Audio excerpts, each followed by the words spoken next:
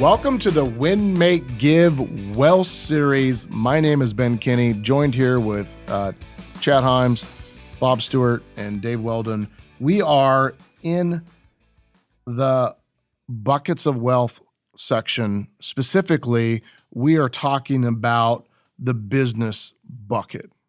The business bucket says that we believe that a substantial amount of wealth in the world is created by investing in or owning or starting a business. In fact, in many situations, investing in a business can provide some of the largest returns in the world, because if we talked about the S&P 500, what was the average return on that for the last while? 11%. 11. Okay. We talked about investing in real estate and how it appreciates. You can get cash flow. Yep. But it's very rare that you can go buy a duplex and have rents that are $1,000 and the next year decide to make them $10,000.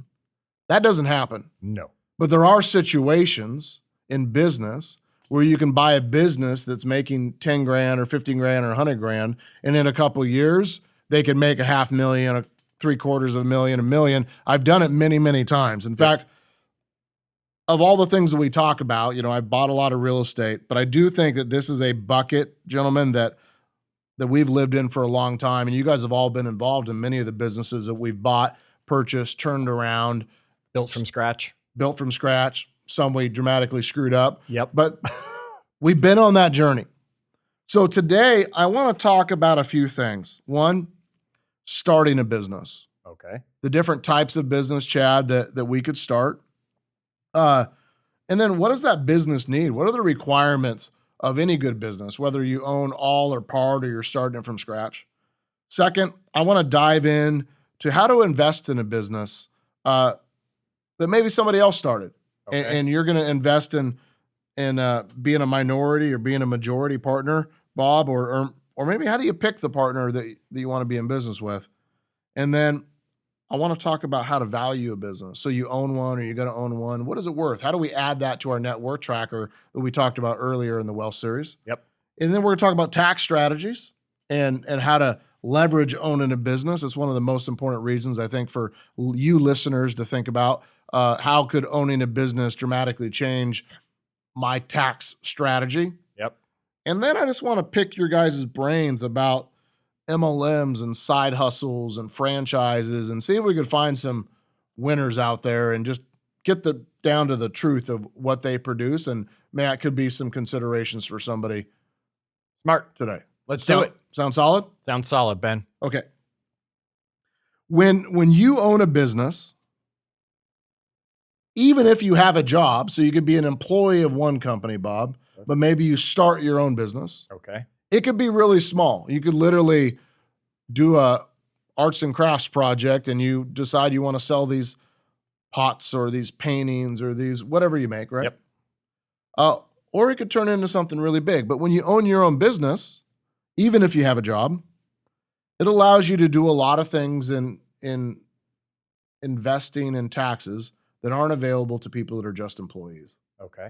So if you walk away from anything in today's session, it's how could I have a really small business that allows me to take advantage of tax strategies that we're going to cover in today's call. And then if I did, could that business turn into something more valuable, something I could be excited about? Okay. The types of businesses that I'm talking about. It could be as simple as an MLM. Can you guys name any MLMs that people be Amway. part of? Amway, great example. Tupperware. Candle parties, I remember They're those. still doing Tupperware. I mean, Well, they got the new one, or what's the one with the stretchy pants or whatever? What's it called? Dave knows? No. Oh, you like go out there and you like sell clothes. Yeah. It's Yeah, a clothes one, yeah, but cool. it was I could- founded around the. Avon, Isogenics, Mary Kay. Awesome. Right? Tons of them.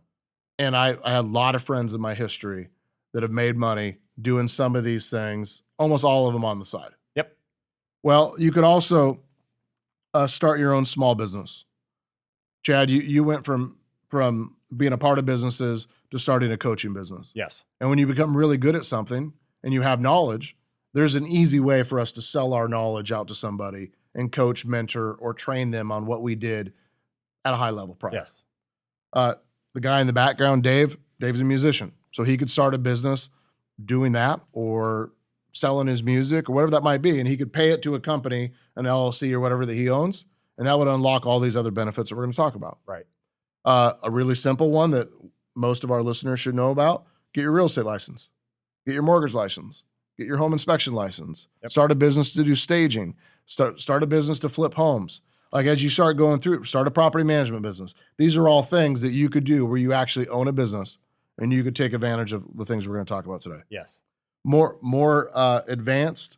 What about I was going to say, not advanced. I was going to take it the other way at first, Ben. What about some of like our younger listeners who are out there who maybe could start a business? I mean, if they're mowing enough lawns, can they turn that into a business? I have a kid I went to high school with. He was able, up here in Whatcom County, was able to get like a temporary driver's license that he could drive inside of Simiamu. And he used to do all the mowing of lawns in Simiamu. And then when he graduated to go to college, he sold that business to another kid at the Blaine High School. So yeah. Absolutely. Right. Mowing the lawn, other things like that they could be doing to setting up some sort of business to have these benefits as well. They can make money through social media or YouTube videos or training kids on how to play video games. Babysitting. Bob's child is pretty young, but he's already a hustler because he was saying the other day that he wants to bring bottles of water to his brother's game so he can sell bottles of water for $1. Yep. Like getting our kids thinking about how do they run a business is great. I used to, when my dad was gone, I would take his flies out of his fly box and I would set up a table in front of the Oso General Store and I would sell his flies to people that pulled up to the store. How many beatings did you take for that, by the way? I think they were rather expensive. My dad spent hours making these perfected things and I sold it for $0.25 or something. So people got great deals. I used to like take bags of fruit that I'd pick from a tree and sell like a bag of plums or bag of fruit to people. Anyway, how can we have a business and start a business so we can start having money come in? A more advanced type, Chad, would be to buy a franchise. Yes. I walk into places all the time and I use their service and I'm like, I kind of like this, but they don't have one of these in Bellingham, Washington, because Bellingham, Washington basically doesn't have anything. Right. Well, I send them to Chad all the time. I'm like, we should open a restore business. They do like Stretch Lab we looked at. Stretch Lab. Yep. You know, they do cold plunges and IVs and red light therapies and stretching and all kinds of stuff. Like that's something that I would enjoy and it'd be cool to own the business. Yeah. And those type of franchises are abundant. Yes. Workout gyms, restaurants, frozen yogurt. We'll talk about some of those franchises going forward. And then there's things that you want to build from scratch to be really, really big. Maybe a tech idea or a tech startup, or you want to start your own restaurant and scale it, or you want to start a clothing brand. Those are all awesome. But no matter what you do, every great business needs a few things. And I want to walk through this list real quick. Okay. And number one, it needs a mission, a vision, and values. A mission, we have plenty of podcasts on this, by the way, at the Win Make Give thing, so we don't need to dive into it. But a mission is an external statement that tells the customers, what do you do and where do you do it? And sometimes it even addresses why. Like for our real estate business, I wrote one that said, delivering the dream of home ownership everywhere, because our company provides and helps people with home ownership all across the U.S. and Canada. Vision is normally an internal statement. It's something for your employees. It helps attract and retain those people. And you could use that. In fact, that's how the Win, Make, Give came to be, because we wanted people to win, to be the best at what they do. We wanted people to make a ton of money. Give, if they did make a ton of money, we wanted them to do good things within our community. And then lastly, do good, because we knew if we were number one and we're making a lot of money, we're giving a lot of money away, that the end outcome would be doing good. And lastly, values. Values is what does your company stand for and how can you make decisions based on those values? So that's the first step in my mind. Ben, if they really want to hear you get deeper into that, scroll way back, folks. Season 1, episode 47. We did a whole episode just on mission, vision, value. Now, it gets mentioned many times throughout the podcast, yet we have a whole episode dedicated to just that. Season 1, episode 47. Number 2, you need a business plan. And that business plan needs to have somewhat of an economic model built into it. You need to understand, what does it cost you to make that smoothie or that frozen yogurt or the custom pair of Nikes? And then what can you sell it for? And is the difference between your cost of goods sold and the sales price enough to pay for your space and your marketing and your employees? And you need to spend time doing the math. You might get done and say it is a profitable business, but I'm going to take a 90% pay cut by doing this, and it's not a good idea.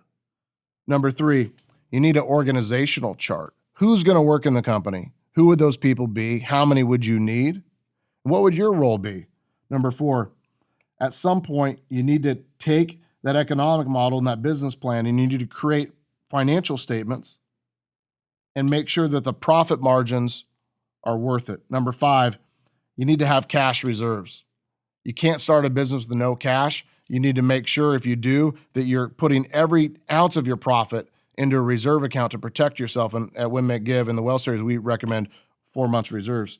Right, Chad? I love when you answer the question before I even ask it. We need tangible assets. So you need to ask yourself, what do I need to get started? If you're going to get in the lawn mowing business, do you need a lawnmower? Do you need a truck? Do you need a trailer? What are the tools? What licenses do you need?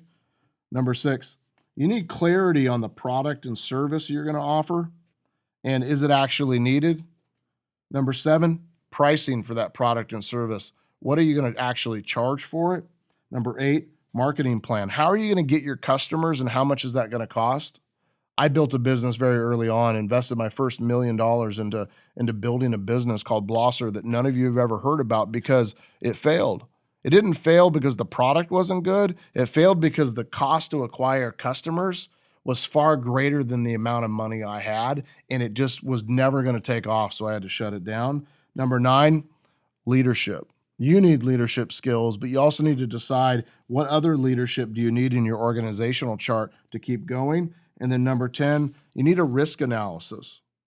Is this worth it? In the worst case, if this thing doesn't work out, are you going to lose everything that you made your entire life, Chad? Or is it going to be nominal? So what? Right. Every business needs these 10 things. And if you're going to start a business, you need it.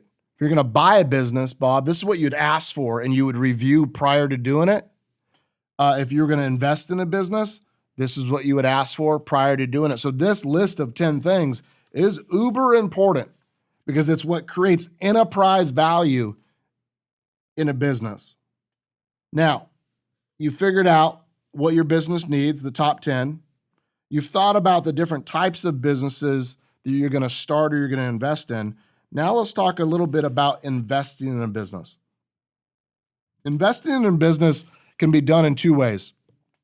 Bob, 1, you could have a minority interest, which means you just own a couple percent of a business, maybe 10% or 5% or 1% or 30% or whatever, but somebody else owns the majority. Okay. Or 2, you could own the majority, 60%, 70%, 90%, or 100%. Just out of curiosity, Bob, what do you think you would care about in those different situations? Like if you just owned a minority, what things go through your mind that you would worry about or ask or want to know?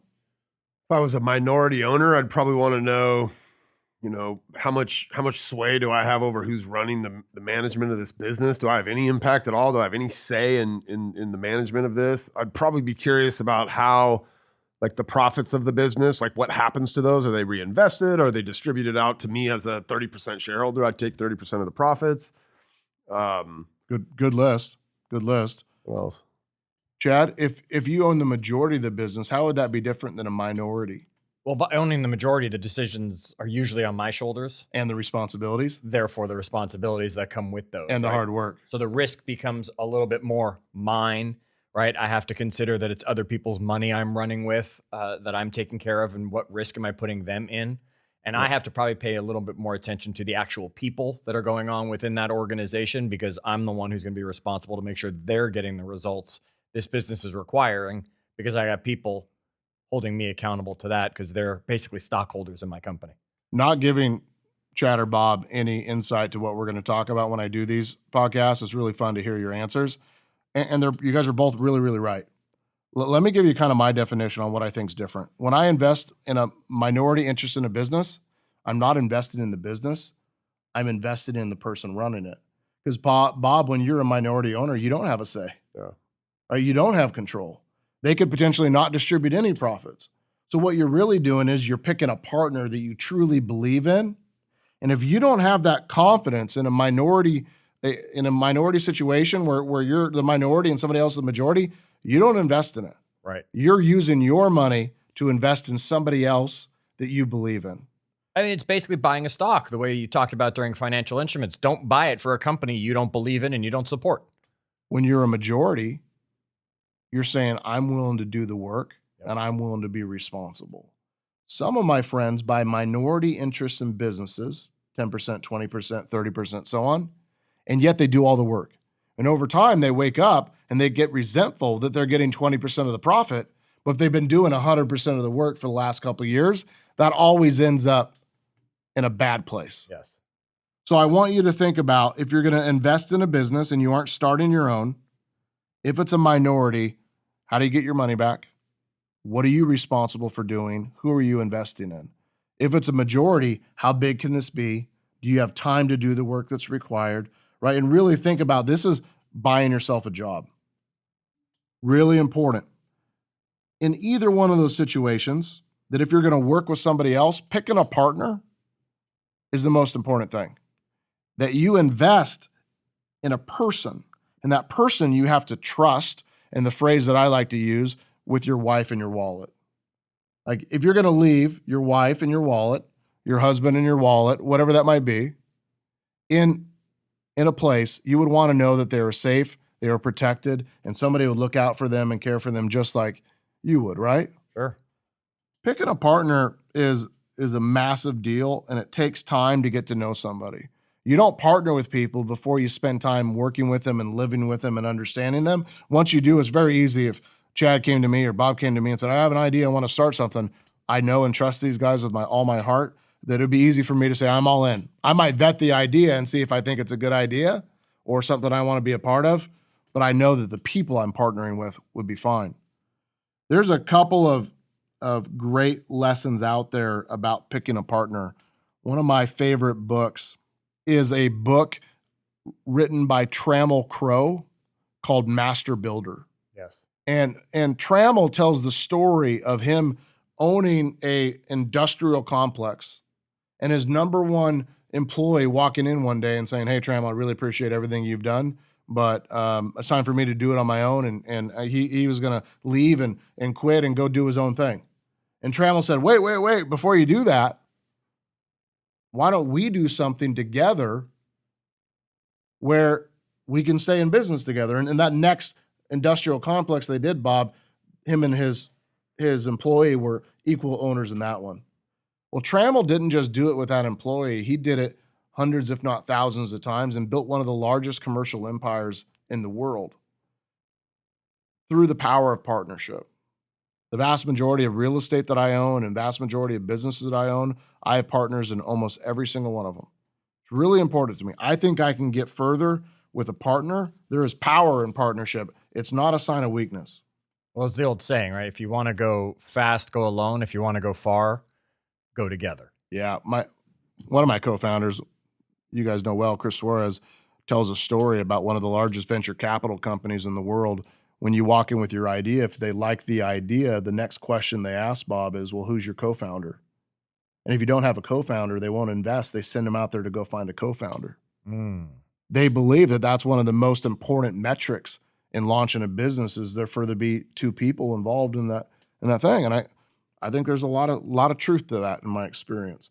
So as you think about owning a business or starting a business or investing in business, ask who your partner is. Do you need a partner? Should you have a partner?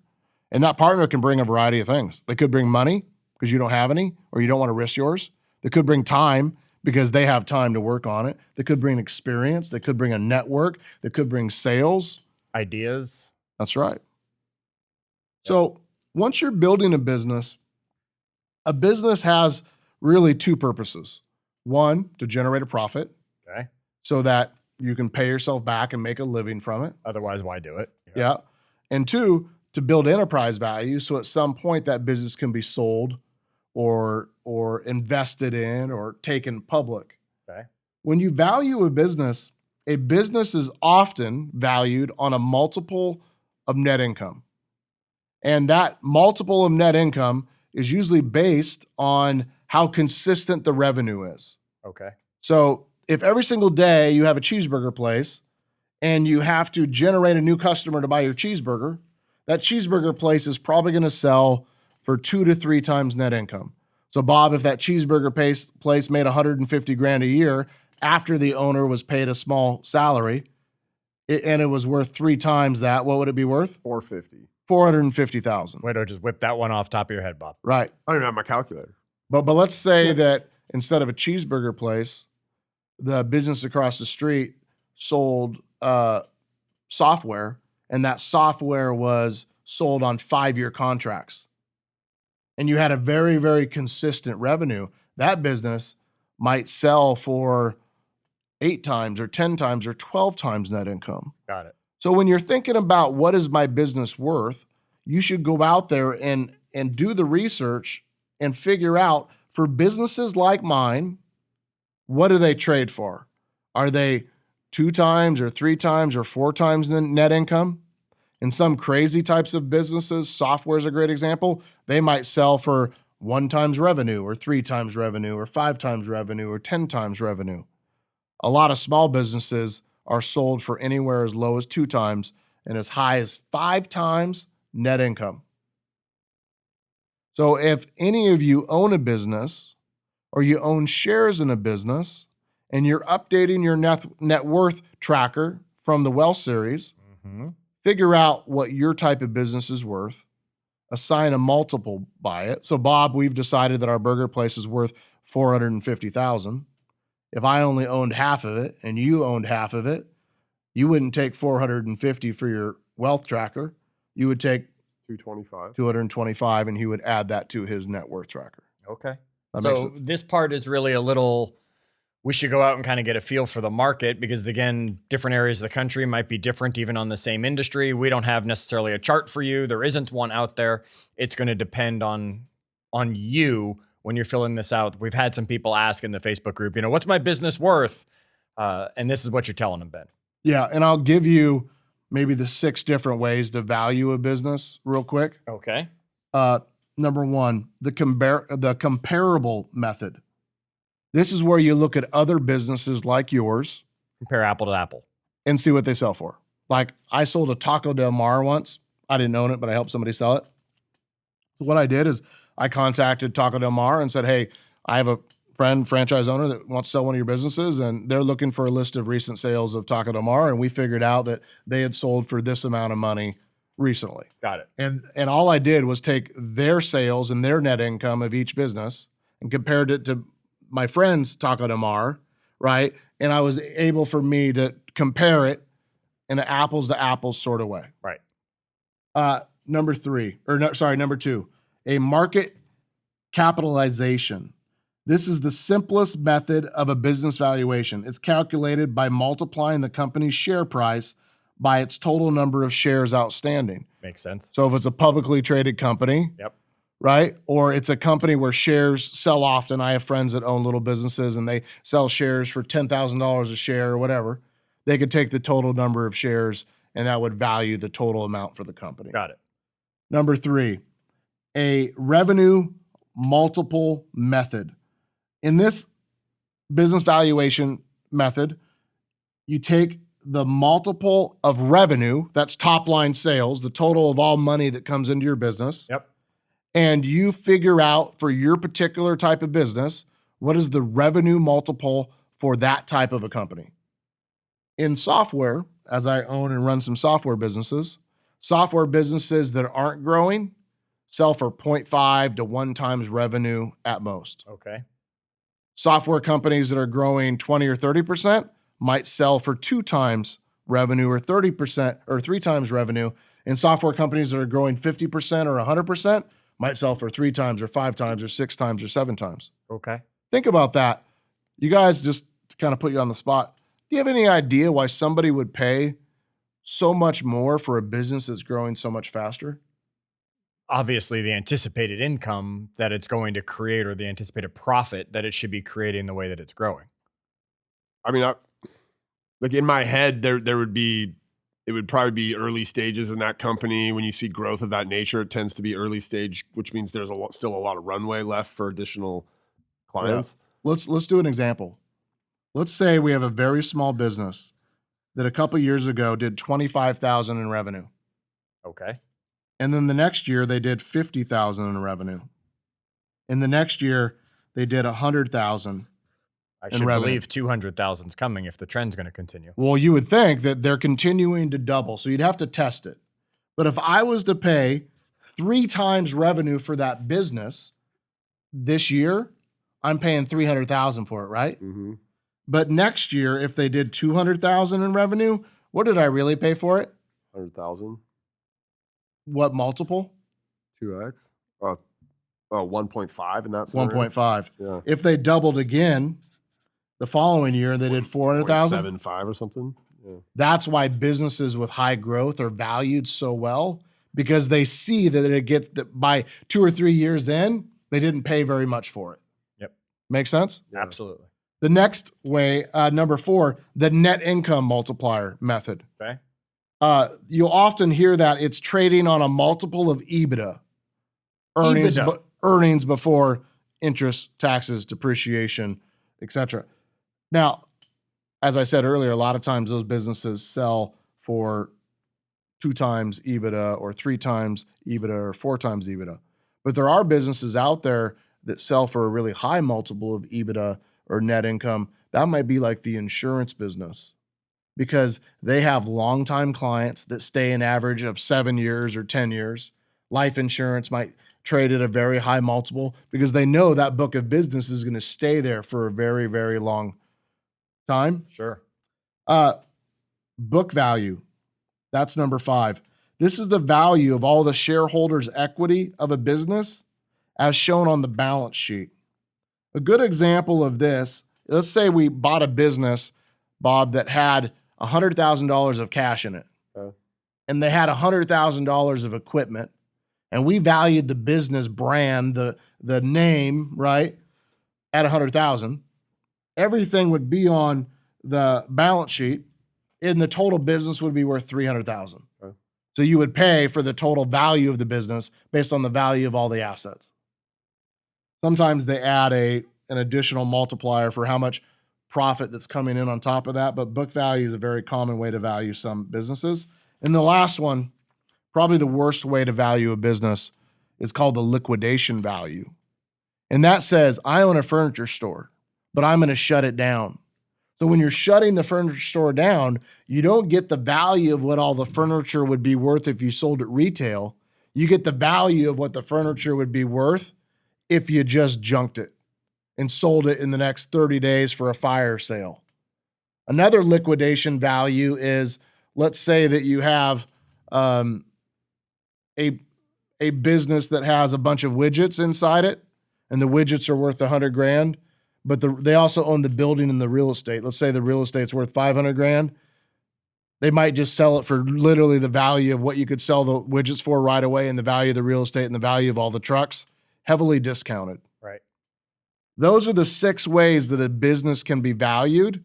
Okay. So when you're thinking about your business that you want to start or your business that you want to invest in, I want you to think about how would it be valued? Do some research and figure out. And then at most, what would it be worth if you wanted to retire or sell it?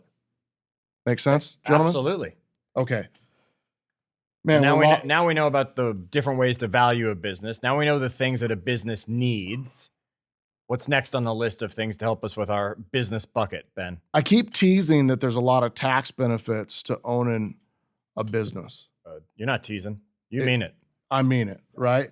And when I think about that, I want you to think about all the different things that you can deduct. If you own a business and you work from home, you can deduct the portion of your home or your garage or wherever that you work from. Yep. That's called the home office deduction. When you have a home office deduction and you start your day every day at work, at your home office, you can literally deduct every mile you drive your car from your home outward. When you don't have a home office, you have to subtract the distance from your home to your office, and then your mileage starts at that point. Right. You can deduct all your general business expenses like office supplies, meals and entertainment if you meet with clients or you meet with your employees. Yep. Any personal assets that you need to use for your business going forward, like your computers, your furniture, your desks, ongoing communication expenses, like if you need internet at your home, right? Cell phone usage, Yep. a pretty sweet pager, automobile cost, where you could write off the total cost of your vehicle. We talk in the tax section about a 6,000 pound vehicle, allowing you to write off 100% of the purchase price in year one. Right. You can also write off the expenses to the vehicle. If it's a business vehicle, you need to get tires, oil change, things like that. Insurance, Yep. health insurance. You can contribute money to your own retirement, education, training. And you're just giving a small list of things. I mean, if they were diving into it and consulting their own professional, they'd be able to see the list of all the things a business can now give them as a benefit in their taxes. Yeah. And the IRS currently allows for you to deduct up to $5,000 of business startup costs your first year and $5,000 of organizational costs your first year for a total of $10,000. That's just on day one, whether you start a MLM or you get your real estate license or you buy a little franchise or you start selling your famous paintings Yes. out the back door. If you're going to take full advantage of what we're going to teach you in the Wealth Series tax section, owning a business is an important piece of that step in your journey. Yes. Now, I just want to kind of end today with a little bit of fun and talk about maybe, Bob, some of the top franchises in the U.S. and anything you can tell us about revenues they make or profits or costs or anything like that. All right. So franchises, Chad. I mean, we see these, maybe not here in Bellingham. They don't have quite as many as you see. I got plenty in Atlanta. Atlanta, you got them all over the place. I've got them down in the suburbs around Seattle, right? Here's a few that, and Chad, people that listen to the podcast outside of the Wealth Series know a lot of times we zero in on things that have some meaning to us, right? Yes. So I'm just, sports clips. Does anybody know what that is? Yeah. That's where I get my haircut. That's where I get my haircut, right? I don't go there, Bob. That's why Chad didn't zero in on that one. Sports Clips is one of the top franchises in terms of revenue. 7-Eleven, Absolutely, I would still have to to this guess. day, right? It's been a long running franchise all around the McDonald's. Yeah, I would put them. Come on, you got to tell me like Dunkin' Donuts or Starbucks if they're a franchise. Dunkin's on the list. Starbucks not on this list. Really high barriers to entry at Starbucks. Some of the requirements in terms of net worth and different things at Starbucks, super duper high. A lot of the stuff we're talking about here is in the range of a more normal American. I could go invest in open one. Yeah, like Okay. Dunkin' Donuts, for example. You don't have to have some crazy net worth in order to be able to invest at a Dunkin' Donuts. So you could probably list off almost every fast food place that we see driving down the street on this list. Wendy's, Burger King, all right. Jersey Mike's Subs is kind of a newer one that's made a big impact. You start to get outside of food. I have young kids, so like a mathnasium there's a lot of these popping up, at least in the Seattle area, right? These kind of learning centers for kids where parents are bringing their kids to get a leg up on, the I won't say anything about the education system, therefore, in Washington State. Hey, man, you want to get those jobs at Google and Microsoft, man, you got to get your math skills up a little better than the public math system is kicking out. What do I make? I mean, is it worth it?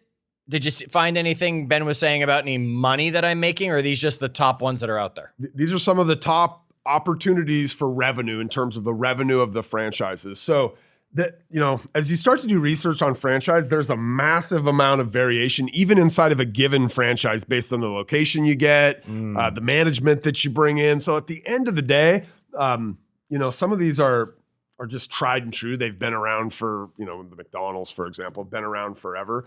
A couple that Merry Maids or any kind of, there's a couple, we use one called Magic Hands personally, which is a franchise. Franchises tend to work really well in these kind of industries that are recession proof, right? People still got to eat even when there's a recession or when inflation's happening, right? People are still going to pay to educate their children. They're still going to get their haircuts. They're still going to stop for their morning coffee at Dunkin'. The UPS store. The list goes on and on. Most of these are going to cost on the low end just to get in, somewhere in the 40 to 50,000 as you start to look at some of these different franchise opportunities. Some of them have their own requirements, Chad, in terms of like what your net worth needs to be coming in. So that net worth tracker is going to be really good. Very important. If you're going to look and kind of figure out what some of those requirements might be for some of the different franchises. There are, no shortage of these things, Chad, in any kind of industry. One of the things that when we were looking at some of the research here that's kind of emerging and will continue to emerge as the baby boomer generation comes in, there's a lot of franchising in healthcare, adult care and these kind of things.